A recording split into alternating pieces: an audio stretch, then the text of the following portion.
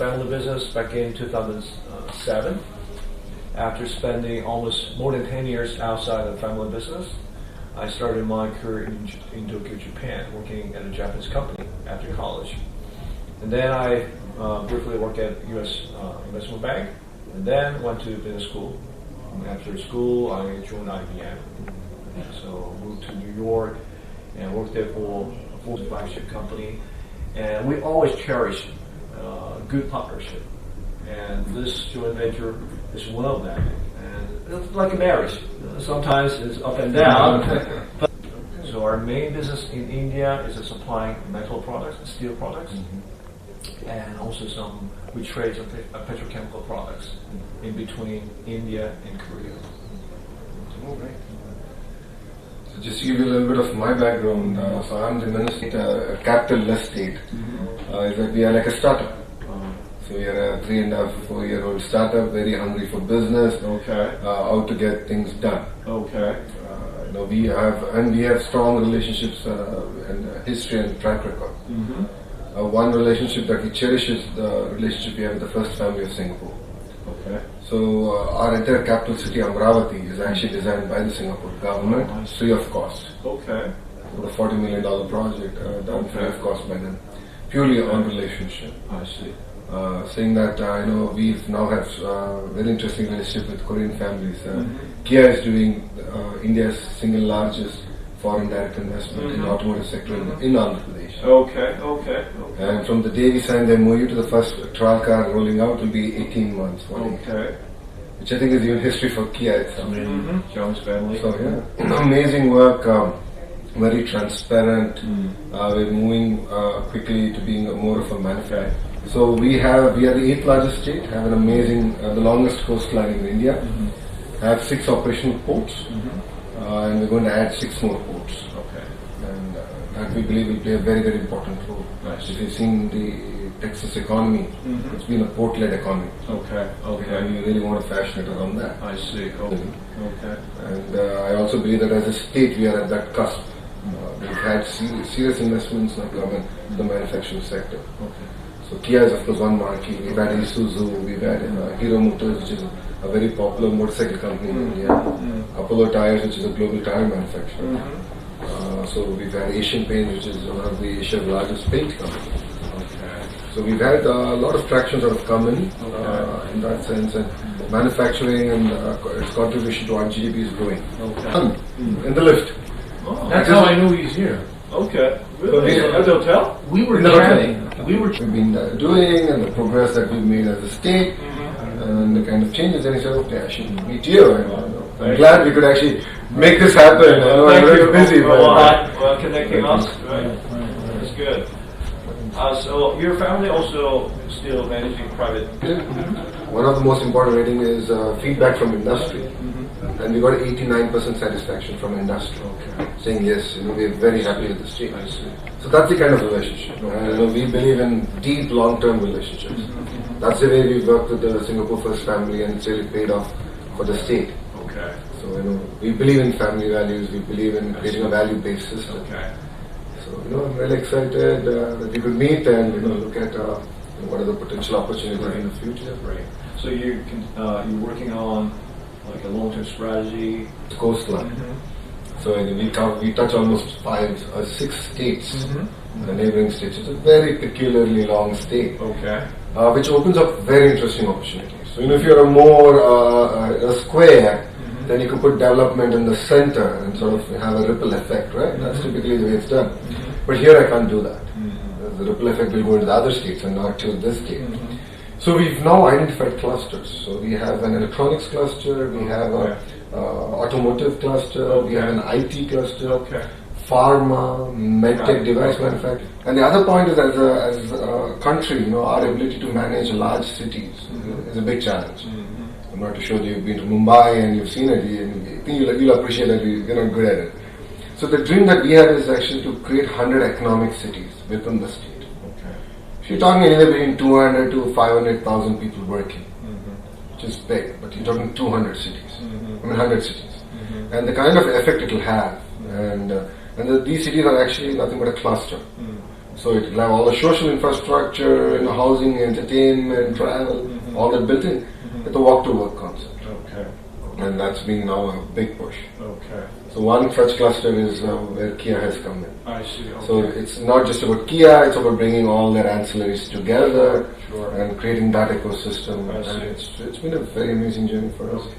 Okay. And my former company, GS Caltex, we do produce, so outside Korea, we do have 2 factories in China, one in the Czech Republic. We just started a new plant in Mexico. And just to put it out there, we've actually signed with them on good practices. Okay. And corruption is we deal with it with a very firm fist in our state. Okay. Because we believe that it should be always the interest of state and the partner that we partner with. Okay. That for us is very, very important. Okay. So we actually signed a document to that effect. Right. Okay. That no one from our side will solicit anything and vice versa. And they're the only state to action. And any mega projects, we sit across the table and discuss. Okay. So that's the way we sort of approach things. Okay, sure. So now what I can do is, it's not just from GS Global's perspective, but actually, I can talk to your people from the perspective of GS Group. Yeah. We do have refining, petrochemicals, IPP projects for power, some engineering construction, right? So if you can appoint us a person for contact on my side, then I can follow it up. So, if you can join us. Yeah, I will join, absolutely. Now he has an excuse to come to. I will mention one amazing thing that's hard to understand. This state was 80 million people originally, separated, now it's 50 million. 50 million. So, and this 50 million that is now on the ocean side, in my opinion. And for Korean companies, they need new markets. Everybody's, everybody in Korea is thinking about abroad, right? And where's the next 20-year market? You have to take that risk of getting into India somehow, right? Now it's never going to be easy. And Kia came in and did it big time. Yeah, so like talk, right? It's all talk. But I think with Kia, we've demonstrated that we execute and we deliver. Because I know that Korean companies have had challenges in India. But I think in our state, we've demonstrated that yes, we deliver. You can have an amazing soft landing here, and we would act like a gateway to India. I see. Just to give you another idea, this is exactly what we're doing for the Chinese companies in the electronics sector. Because Samsung, for historically, and one company that we closed is Holytech, and they make all the camera modules, fingerprint modules, and all these. First time they're stepping out of China and they're coming to Andhra Pradesh. So that's the kind of soft landing that we provide, and the kind of conducive environment. So we basically, end of the day, you have to make profits, and then we as a state have certain responsibilities. So that's why we need to grow outside Korea. Like Korea is a mature market, or maybe there's a chance when we united with North Korea. Right. As you may know, right now it has its own challenges at home. So we'll see how it goes. No, but do look at India. And, allow Andhra Pradesh to be a soft landing. To be honest, India always business. We need to understand how to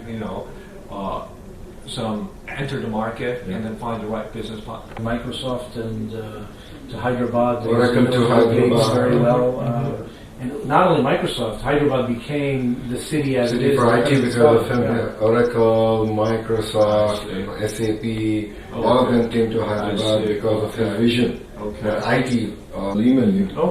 We've done extensive dashboarding of my department, so you can track everything: nutrition, healthcare, education, from a dashboard. And we've done a lot of work, and we need a lot of help. And not. We can invest in some social impact companies outside Korea, but also we are helping domestically started Korean startups, social impact companies, which are targeting the global market. So maybe we can find some connection. And the whole idea is how do you make innovation as a way of life. So we need handles all such initiatives. Very nice. And I can put them onto this. Very nice. So this time, how long are you staying? I'm here till Tuesday. Into two states. I go to Shenzhen tomorrow afternoon. Oh, I see. So we're closing TCL to come to.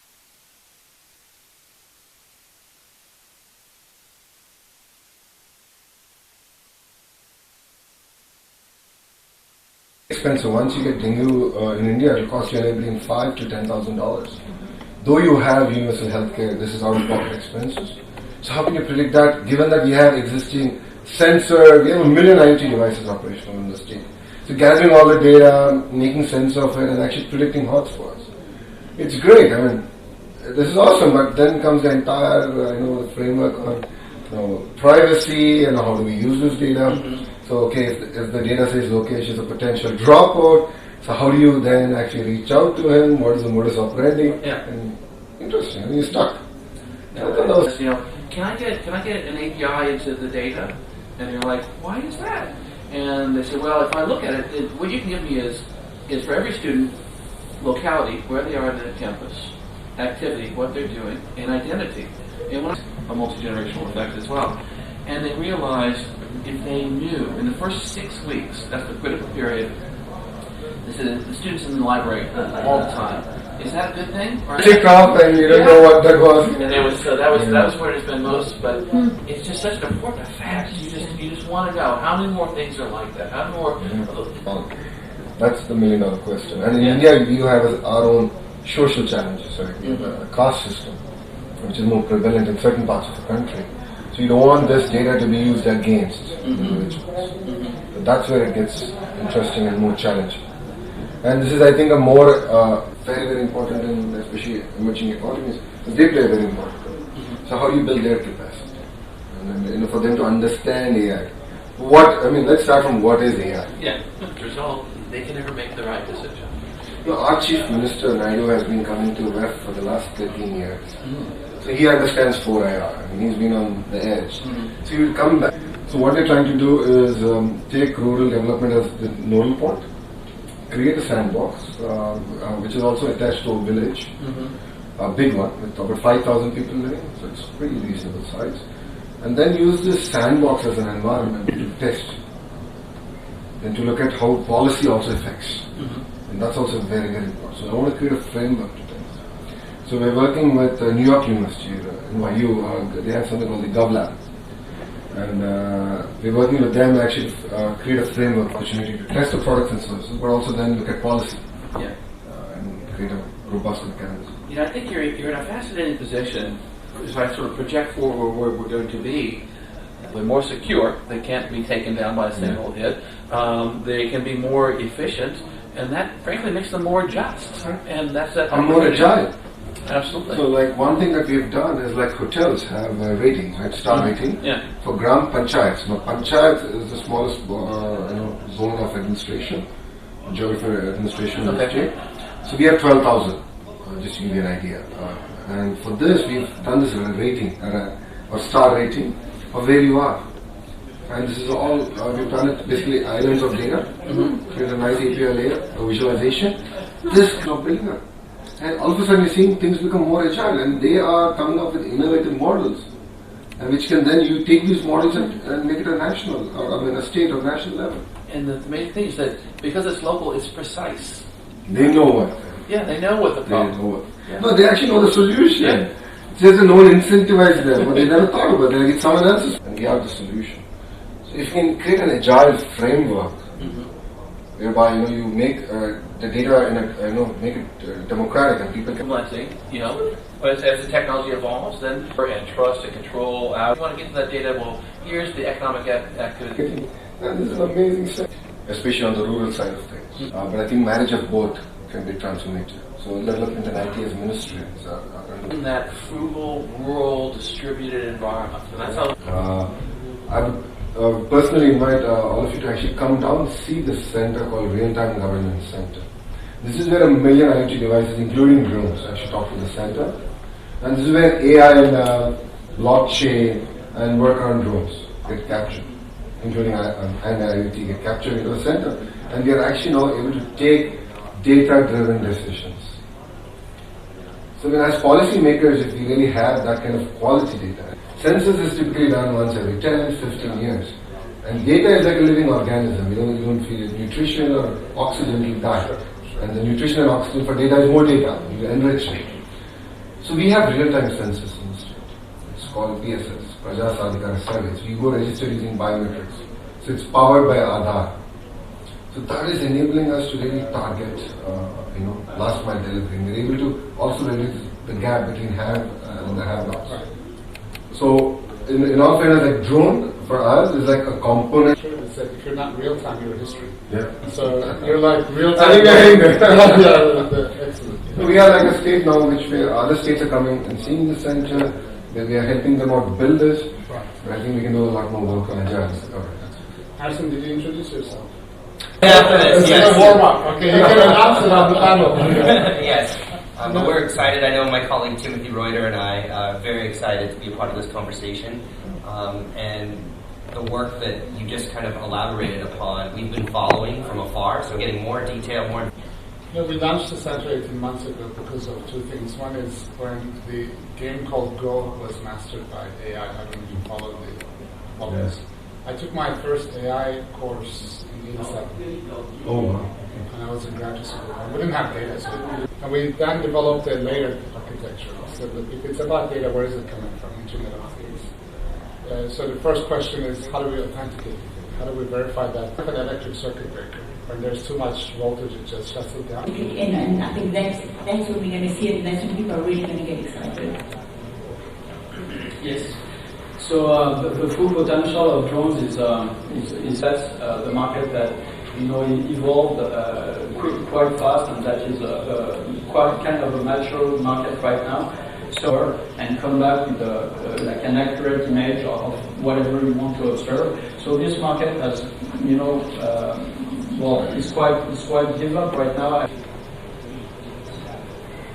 To add on, and not repeat what my colleagues said, I agree with all of you, is so from our point of view, robotics, we address bringing drones to emerging markets. So as Lokesh said before, I think, if you look at this, even emerging markets, we're not even in the leader for many other things. And in a lot of the emerging markets, drones are very interesting because they can produce data where there has been no data before, and where data is not affordable or accessible in other ways. Then drones could possibly even be a bigger market than up north, but it's a more fragmented market because it will need to cover local transport, unmanned personal transport. It's a no-brainer for us to get involved in that business. And I think for fairly traditional kind of industry, and natural step for us would be going into the cargo drone business. It's kind of lifting the bar one level higher than what one we're doing today, and it's assuming that we get over some of these regulatory hurdles that we're facing, and that will pave the way towards when we will finally be flying around in flying taxis, which is not science fiction anymore. So I would say for us as Airbus, disrupting ourselves before somebody else comes in and does it for us. So Airbus making big bets across the spectrum, as you pointed out, from delivery drones to flying taxis, vehicles in more humanitarian aid. And Sonia, on that front, you have been involved with that through robotics, trying to reach agencies to support their work. So what really is needed today is to create that capacity locally in emerging markets. And what is needed is also to think about the ethical point of view. Because when you have a disaster, people are already in distress. You don't want to add additional distress with technology. Also need certain standards. So we work with a code of conduct, for social good, that does not just take the technical points into view, but also the ethical points and the data points. You say, how do you fly? You need to talk to people first. And I think going out there, and before you do a project, you talk to people, you explain, you fly this machine, it will take images, this is the outcome of the images, and to get people engaged very locally through education. And I think this, so for me, it was for us, in the state of Andhra Pradesh, being a new state, right, we are looking at agile governance. It's about government being proactive and not reactive. So when you want to create a government like this is where technology comes into place. The 4IR comes into place. And drones play a very, very important role to give us real-time feedback. So there's no one project that we use it for. We used it across. So I've given you 2 examples. I can give you 10 examples, but I know the best 3 minutes will come my way. So, one example I'd like to share is Kia Motors is making its largest investment in Andhra Pradesh. And our Chief Minister, Mr. Naidu, wants to monitor this project and make sure that it's getting done on time. So every week a drone flies and gives him real-time feedback on what percentage of the construction is done. The other project we're using this for is Polavaram, which is a strategically important dam. This is where we're getting a lot of real-time feedback on what's the progress every week. So as decision makers, as ministers, as chief minister, we have the ability to take real-time decisions. So we can actually add a completely new layer of data and data-driven decision making. Now think about this application in agriculture. So the biggest challenge in agriculture is knowing the quality of the soil. So the challenge is you take a sample, you send it to a lab, and by the time it comes back, the agri-crop cycle is done. Because in India you have small and marginal farmers. Then take this to a drone. I mean, drone is a vehicle. We were just talking about it. It's just a vehicle, right? And you have sensors on it that gives you real-time feedback. And then you link it with an app to the farmer. Voila, all of a sudden, it's real-time. He exactly knows nutritional content. He knows what interventions he needs to do. And this can be transformative because he exactly knows the kind of nutrition that the soil needs and not overdosing the soil. So in our state, the applications have just been linked as a platform, as a governance platform. We just have that big. Michael? Adoption is on its way. I think drones is going to be a way of life. It's no longer science fiction. Transporting blood to transporting human beings, it's going to be reality soon. I think as we discussed on the panel, I think battery endurance is going to be very, very critical. And our ability to do long distance is going to play a very important role. So that's when I think adoption will really come into the next level. See, in government, the biggest challenge we struggle is, okay, the drone goes in, has to come back, swap the battery again go in, come back. You're losing a lot of time. You're losing a lot of manpower. That's expensive and precious. So that's why I think battery endurance would play a very, very critical role in revolutionizing this space. From my perspective, Sangit, we're starting to look at a lot more